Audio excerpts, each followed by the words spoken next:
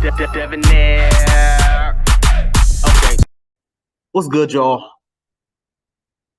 Shout out to the notification gang for hitting the like button. And the video didn't even start yet, y'all. The realest ones in it. I appreciate you anyway. RIP to Bob Lee, man. Bob Lee is I believe the founder or co-founder, like the tech module, whatever you call that crap, of CashApp. I mean everybody, basically not everybody, but majority of people use CashApp by now. Pretty high guy, right? That's up there in the tech world, tech industry. Very, very smart, brilliant man, right? Was recently deleted, right? And it's unfortunate. And fellas, I really want y'all to pay attention, to this video, but let's get into it so we can hear the details. Was a romantic affair behind the stabbing death earlier this spring of the founder of CashApp. Tech entrepreneur Bob Lee was stabbed late at night in San Francisco and later died of his injuries. And according to a bombshell report, the suspect's sister and the victim were an item on an underground party scene. There are shocking new allegations about tech tycoon Bob Lee's murder. The Wall Street Journal says Lee was an active participant in an underground sex and drug circle known as The Lifestyle. And he was allegedly joined by this woman, Kazar Momeni, the sister of the man accused of stabbing him to death. Kazar's steely beauty struck observers at her brother's court appearance. Her husband is a prominent San Francisco plastic surgeon. Her brother allegedly killed Lee after an argument over whether his sister and Lee were doing anything inappropriate. Lee is the founder of CashApp, the popular cell phone payment app.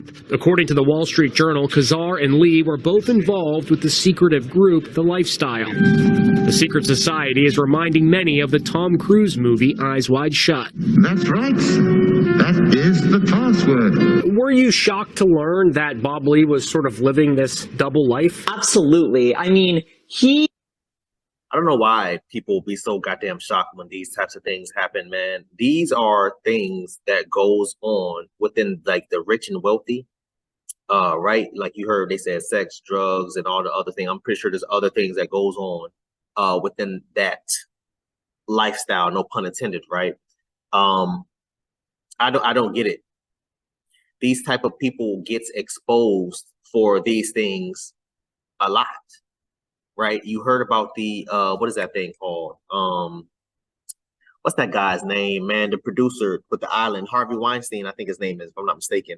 Harvey Weinstein had a whole island where he would go and do crazy things with women, underage women, quote unquote consensual. I don't think it was consensual, because if they're trapped there, I mean, damn, that's the only way they can damn survive.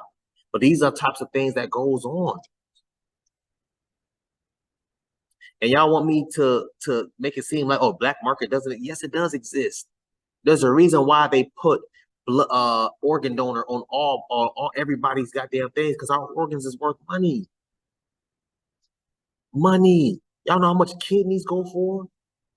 Pancreas, lungs, heart, skin. Y'all know how much these organs are going for in the black market. People talk about, oh my God, this underground world. And yeah, it's just unfortunate that Bob Lee fell victim to it.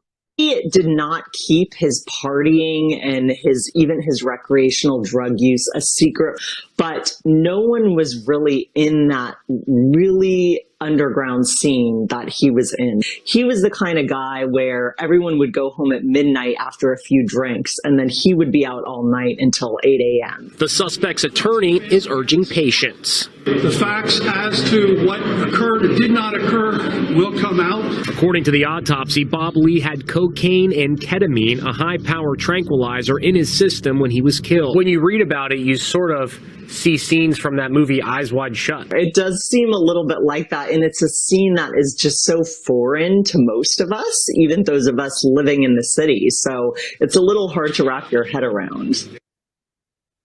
And before they switch gears, because there's other things that I was hoping that they add. I didn't even know they was going to add this part in. There's other things that was going on between him and the woman allegedly, and we'll cover all those things as we go. So apparently he was drugged with cocaine. I believe the cocaine he probably took consensually. The ketamine he probably was drugged with that. You heard what she said, recreational drugs, right? Listen.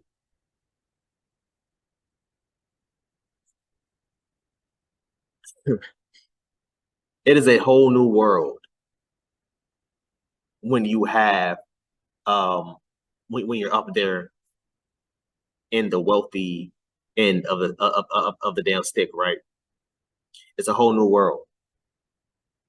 I told y'all I have homegirls who are in the sex industry, and they'll go to these parties where these millionaires chill at. And I think I think I told y'all this story, but I had a homegirl who was basically a stripper in the sex industry. She invited me out because she was scared. She was like, "Yo, listen, I want you to come with me to protect me." I'm like, "Bro, I'm 150 pounds. How am I gonna protect you?" But say less. I wanted to pull up because I wanted to see what was there anyway. And the amount of things that I've seen there, bro, the amount of drugs, I'm talking about pre-roll. They had the weed where you can grind it up, just piled up on a table, cocaine, already packaged, people taking up the cocaine. And I'm just like, oh no, this is not my part. She's like, just stay with me for a couple hours, just stay with me, talk to some chicks and this, that, and third. I saw a little cute little baby. All right, let me go ahead and get y'all know how I do. Saw a little baby, let me get to da, da, da, da. But the things that I've seen there, and that wasn't even quote unquote an underground mystery lifestyle type of thing, right? Because I guarantee if it was, they would have had checklists at the door. They would check people at the door, but they would have had checklists at the door of who can come in, who cannot come in. And I would have been labeled as a person that could not come in because I was considered as an outsider. I was her plus one. So while she was out doing her thing and doing her business cards, out ventures and all that other stuff, marketing herself to the millionaire men, these are the things that I've seen. And I was having a conversation with a couple of these guys. I'm like, yo, this party is wild. And one of the guys was just like, bro, this is nothing, bro. Like, you should, like, when you start coming up, you're going to really see some things. I'm like, see something like what? He was like, bro, I can't even tell you. And I'm sitting there thinking to myself, like, this is the stuff that really happens that average people will never see and never know about and won't even believe. As of right now, I'm telling this story. I guarantee you somebody listening like, bro, this boy Dev capping. No, I'm dead ass in Miami. These are the type of things that I've seen. Having orgies literally in the middle of the goddamn living room while people watching and all this, that, and that. I'm just looking like, yo, this is wild to me. But these are the types of things that happen. Now, I want her to finish because there's other things I want to add about Bob Lee, but we go, hold on, let her finish. An attorney for the suspect sister says there are many rumors circulating around this case and many are untrue. Meantime, Bob Lee's widow denies he was involved in those underground parties. The suspect is due in court Thursday. His lawyer says he'll be pleading not guilty. How the hell you plead not guilty and you... Shout out to Inside Edition. Man, listen, fellas, now that we said all that, let's push all that to the side. Let's talk about Bob Lee and what he was doing, what he did wrong. In my opinion, I believe what Bob Lee did wrong was messing with women without having her sign NDAs. This man is worth millions of dollars. I'm not talking to any random ass chick. If I'm worth millions of dollars, you think I'm gonna be sleeping with any randoms without you signing that goddamn NDA, without you keep your goddamn mouth closed, without me having security? I'm a millionaire. I'm having security with me every time I walk out my damn house. Hell, when I'm in the house, I'm having security. Only time security ain't gonna be with me is when I'm on a damn toilet. And hell, even with that, you still better be in arm reach, sir. I need you outside this damn door. You have to be careful. And let's just play devil's advocate and say that the sister didn't know that her brother was going to be doing all this. Let's just say that. I think that it was a setup, but let's just say that. Let's just say, where was his security at? His security was supposed to be there. In, eyes length. Armed security. So the first time the guy pulled that knife out and stabbed him, bullets would have been in his damn ass. Bob Lee was stabbed a lot of times. This doesn't make any sense. The sister had to have been in on it. So yes, I am going to be doing a follow-up video and all that good stuff because I want to know more about this information. I want to know more. The sister had to have known something. something. She probably was the ringleader. Who knows? I don't know. Maybe she didn't know anything. I don't know. But this whole thing is fishy. The founder of Cash App had a quote unquote random guy, the lady that he was smashing on a regular, her brother just so happened to be in the same vicinity as him, as where he at, knew his location, knew where he was at, knew where he was going to be at. I don't call that a coincidence. I call that a setup. I call that a setup.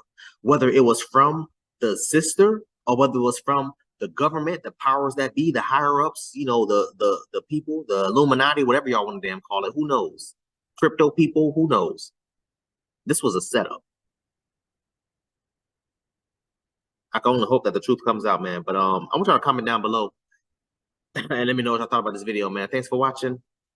And until next time, please, man, y'all be safe for her, cuz.